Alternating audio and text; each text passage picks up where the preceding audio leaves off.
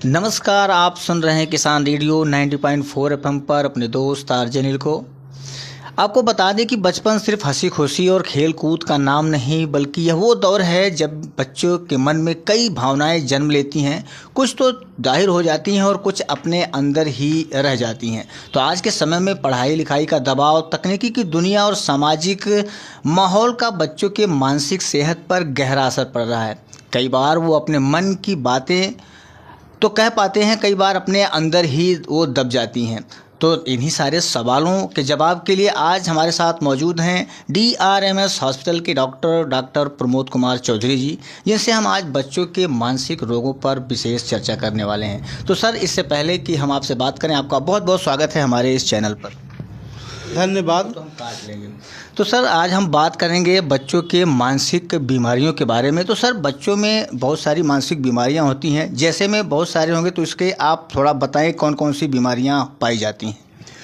देखिए, मानसिक बीमारियों की परिभाषा ये है कि जब व्यक्ति की सोच, व्यवहार और कार्य में समानता ना हो, जी, उसमें कोई असमानता दिखाई दे, जो अपने सोच से परे कार्य कर रहा हो, या जैसे सामाजिक कौशलता के विकास में थोड़ा टाइम लगे, समय विकास ना हो, ऐसे सिम्टम या लक्षण को जो है मानसिक बीमारियों के रूप में जाना गया है।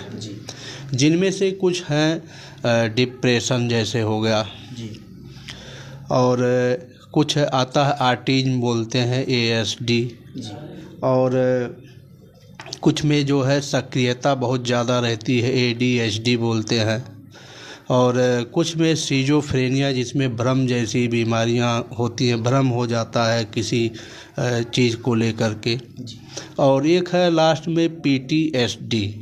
इसमें जो है अगर बच्चों के साथ बहुत बुरा व्यवहार कभी रहा हो, उसको याद रखते हैं। तो यही सारी कुछ बीमारियां हैं। सर, आपने बताया बहुत सारी तरह की बीमारियों का नाम आप बताए। सर, हम ये भी जानना चाहेंगे आपसे कि मानसिक बीमारियों के लक्षण कौन कौन से होते हैं। देखिए, इसमें अगर 2 हफ्ते से ज़्यादा कोई एक लक्षण किसी बच्चे में दिखाई दे तो समझ लेना चाहिए कि मानसिक बीमार है हमारा बच्चा। जैसे सोशल चेंजिंग, जैसे उसका समाज के प्रति व्यवहार बदल गया है। इसको बोलते हैं कि जैसे बच्चा जिस कार्य में रुचि रखता था, अब वो रुचि नहीं रख रहा है। जैसे पहले बहुत अच्छा खेल खेलता था या फिर अपने साथियों के साथ रहता था, उसमें वो अब रुचि नहीं रख रहा है। दूसरा है उसका जो है डिसरप्टिव बिहेवियर, मतलब उसके अंदरूनी जो व्यवहार है लोगों के, वो ख़तरनाक हो गए हैं। जैसे वो अब चिड़चिड़ा रहने लगा है, झगड़ालू होने लगा है, एक तरह का पागलपन का दौरा पड़ने लगा है। चाहे वो किसी और को नुकसान पहुंचा रहा है, चाहे अपने आप को अक्सर बच्चे नुकसान पहुंचाते रहते हैं। ऐसे सिम्टम हैं। फिर खान पान की समस्या से लेकर जो परिवर्तन है, जैसे पहले बच्चा बिल्कुल नहीं खाता था, अब बहुत ज़्यादा ओवर ईटिंग कर रहा है, या पहले बहुत ज़्यादा खाता था, अब बिल्कुल ही नहीं खाता है। ऐसी समस्याएं हैं। कमजोरी, आलसपन, या बच्चे बहुत सारे हैं जो बिस्तर पे ही जो है पेशाब कर देते हैं। ऐसे कोई भी सिम्टम दिखाई दे 2 हफ्ते से ज़्यादा, तो संदेह करना चाहिए या सोचना चाहिए कि हमारे बच्चे में कोई ना कोई परेशानी है। तो सर, हम ये भी जानना चाहेंगे कि किस तरह के स्पेशलिस्ट के पास जाना चाहिए। देखिए, हमने पहले बार भी बताया था कि बच्चे के मामले में सबसे पहले हमें पेडियाट्रिशियन के पास ही जाना चाहिए। वो रिकग्नाइज करेगा बच्चे को कि अब वो कहाँ भेजे। साइकेट्रिक के पास ही भेज सकता है अगर वो मानसिक रूप से बीमार है बच्चा।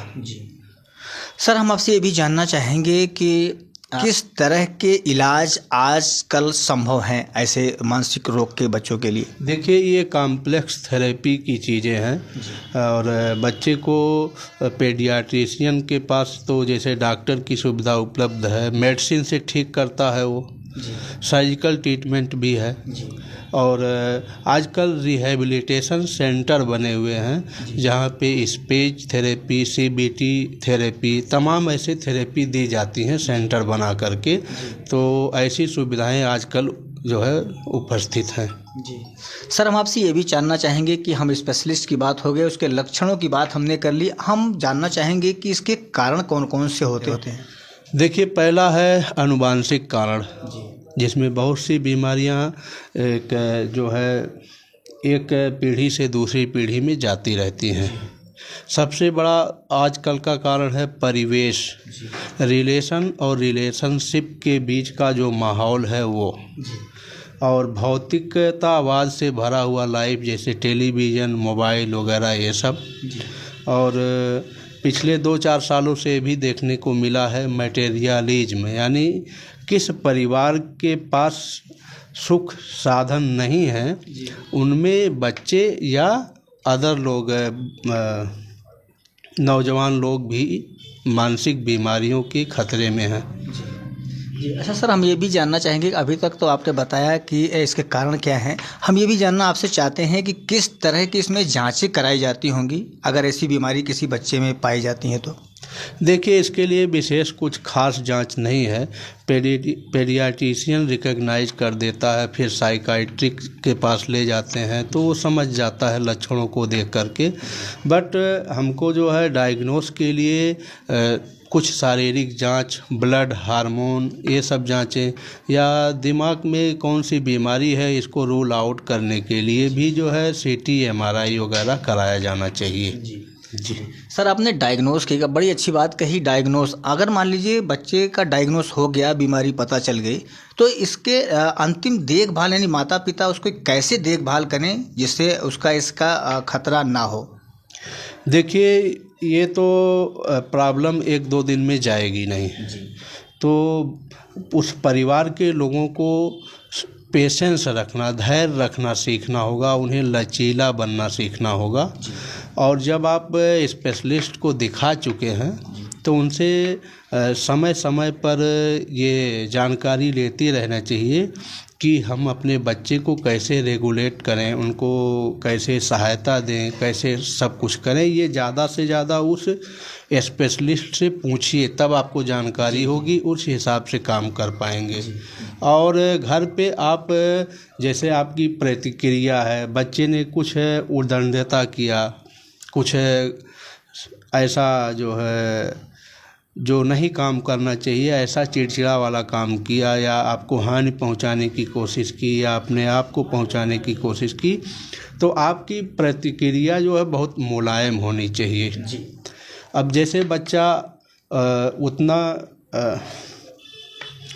मतलब सहज नहीं होगा समाज में, तो अगर वो पढ़ने जा रहा है तो उसके स्कूली समस्याओं में समाधान करें, उसके क्वेश्चन, उसके प्रश्न को जो है हल करने में उसकी मदद करें, उसे एक लक्ष्य दें, एक मकसद दें, और उस मकसद को पाने में उसका सहयोग करें।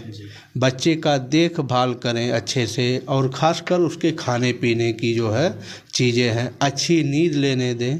यही सब सीखना होगा, क्योंकि अब बच्चा 2-4 सालों में नहीं ठीक होगा, तो इसके लिए आपको खुद सीखना है, उसको सीख करके जो है बच्चे को मदद करनी है। जी बिल्कुल सही आपने कहा सर, कि उसके साथ एक फ्रेंड की तरह पर बिहेव करना होगा, यानी वो जैसा चाहता है उसके अकॉर्डिंग ही उसके साथ आप बिहेव करेंगे तो जल्दी कवर हो सकता है।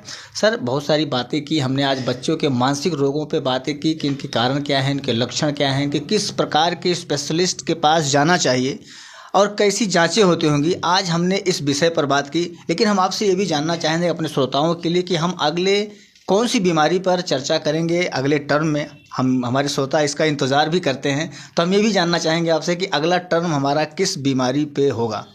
देखिए, अगला भी बहुत महत्वपूर्ण टॉपिक है, विषय है, जैसे बच्चों में, बुजुर्गों में मिर्गी का दौरा पड़ना, इनके कारण, इनके निवारण, और इनके ऐसे बीमारियों में कैसे आसान भरी ज़िंदगी जिया जाए, इसके बारे में चर्चा करेंगे। बहुत बहुत धन्यवाद। अभी आप सुन रहे थे DRMS हॉस्पिटल के डॉक्टर प्रमोद कुमार चौधरी के जिससे आज हमारी बात हुई बच्चों के मानसिक रोग पे।